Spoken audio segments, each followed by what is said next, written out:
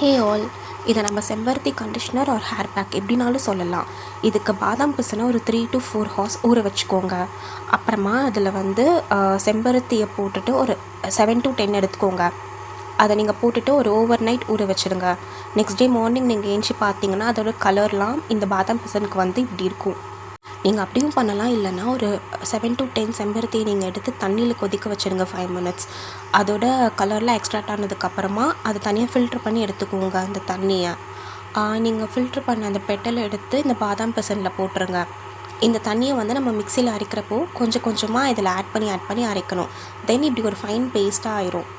இது நீங்கள் ஃப்ரிட்ஜில் ஒரு 5 days வரைக்கும் ஸ்டோர் பண்ணி வச்சுக்கலாம். இங்கே பாருங்கள், இப்போ அதில் கொஞ்சோண்டு எடுத்து நான் கண்டிஷ்னராக யூஸ் பண்ண போகிறேன். நான் குளிச்சுட்டு வந்துட்டு இதோட ரிசல்ட் எப்படி இருக்குன்னு சொல்கிறேன். இதில் பாருங்கள் ஹேர் எவ்வளோ ஸ்மூத்தாக இருக்குன்னு சொல்லிட்டு. பட் கெமிக்கல்ஸ் யூஸ் பண்ணுற அளவுக்கு இதில் ரிசல்ட் வராது. பட் நீங்கள் நார்மலாக ஷாம்பு மட்டும் போடுறதுக்கும் இது யூஸ் பண்ணுறதுக்கும் ரிசல்ட் தெரியும். தேங்க்யூ ஃபார் வாட்சிங்.